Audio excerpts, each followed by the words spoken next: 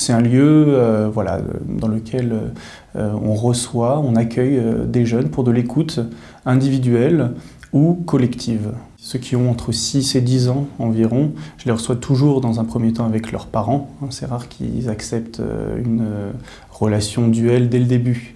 Et puis finalement assez rapidement, ils adhèrent un petit peu au type de suivi que je leur propose, parce que je leur propose pas uniquement la parole finalement, mais aussi des médiations, voilà, autour du jeu, autour du dessin, autour de la magie aussi parfois.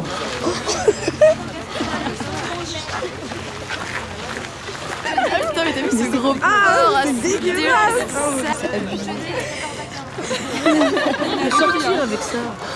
Tu l'as déjà vu sortir avec quelqu'un? T'es méchant. Non, mais je m'imagine. Ah ouais, là, ça fait un buzz. Ça fait un buzz.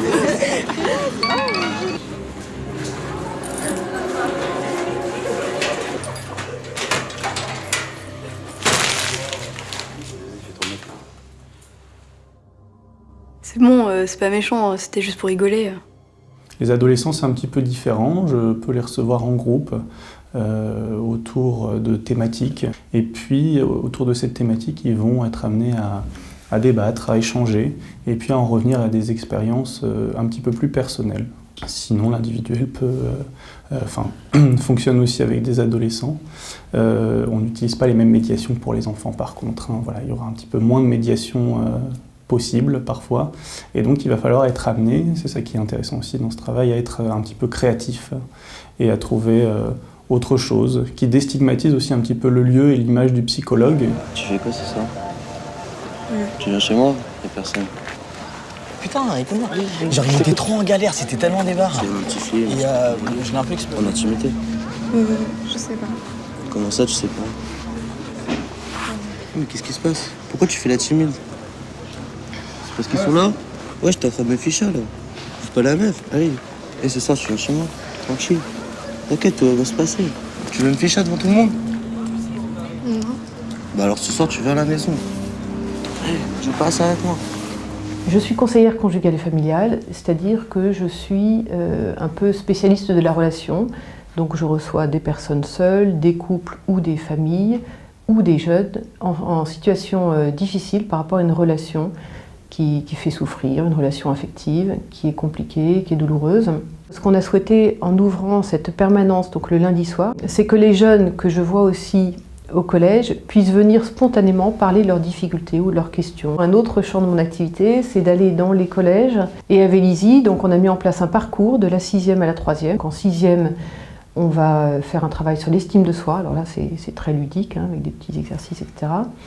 En 5e, on va parler de l'image de soi et du rapport à l'image, voilà. En 4e, ça va être plutôt la puberté et les relations garçon-fille. Et en 3e, c'est vraiment la relation affective, la relation amoureuse et sexuelle. Tu vois, la nouvelle Léa? Ouais. Bah apparemment, tout le monde dit que c'est une chaudasse, mais vraiment une grosse chaudasse. Apparemment, elle a pécho tout le monde, déjà tous les mecs, elle a pécho. En même temps, quand tu la regardes, franchement, ça se voit dans sa façon d'être et tout, c'est clair, quoi. C'est la nouvelle? Ouais. On m'a dit Antoine. Dans les toilettes, on m'a dit. Non, je te Antoine. jure, je te jure. Je dis, ça continue, ça fait une pute. Mais c'est une pute. On a dit que c'était une grosse pute. Dès le début, t'as vu la réputation qu'elle se fait. C'est une tasse-pée. On l'appelle la grosse bière. Ferme-la maintenant!